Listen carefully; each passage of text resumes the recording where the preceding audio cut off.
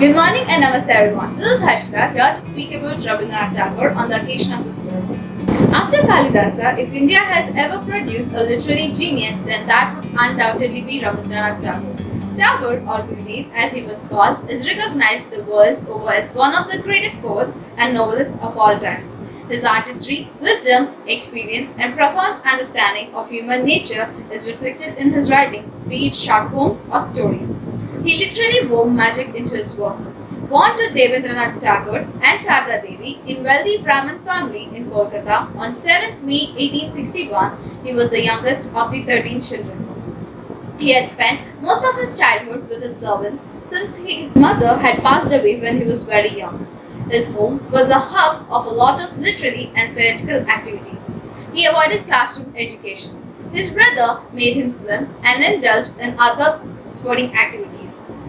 He learned drawing anatomy, geography, history, math, Sanskrit, and English.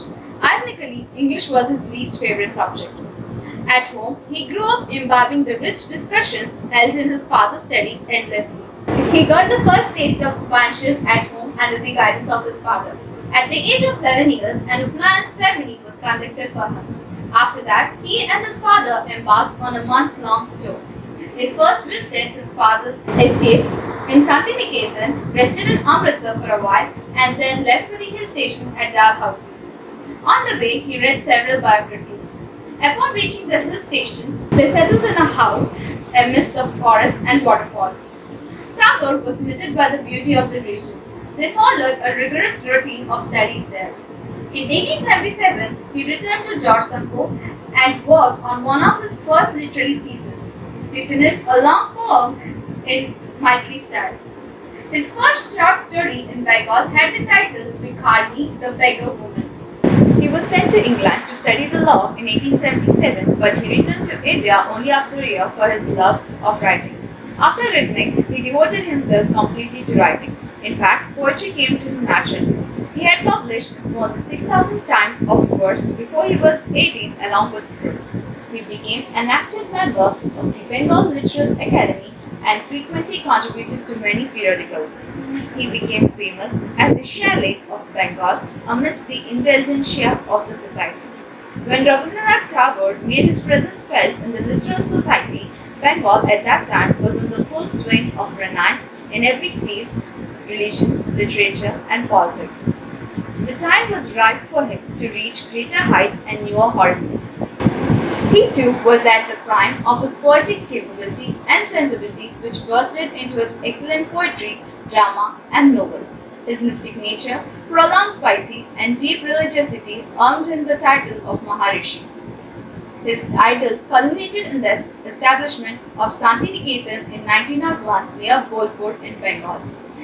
It was modeled on the Gurukul pattern of education of ancient India. He hoped to create a peaceful retreat for students where they would flower into young and versatile minds of India. The school became Visvabharati in 1921. Rabindranath was writing at a time when the entire country was thrown into the fever of the freedom struggle. A sensitive poet like him could not sit in ivory tower. Therefore, he also plunged with deep passion into the struggle, trying to stir millions with the power of his pen. He wrote a number of patriotic songs, poems, and articles, especially during the painful partition of Bengal in 1905. Our national anthem, Jana Gana Mana, is a proud creation of the Gurudev. In 1909, Geetanjali, a monumental work of the poet, was published. In 1913, he was awarded the Nobel Prize for Literature, and the University of Calcutta honored him with the honorary doctorate the same year. He was also knighted by the British government, but the Jallianwala Bagh massacre on 13 April 1919 repulsed the tender heart of the poet. In protest, he returned his knighthood. Tagore has also, to his credit, a collection of 2,230 songs which he composed. They are known as Rabindra Sangeet.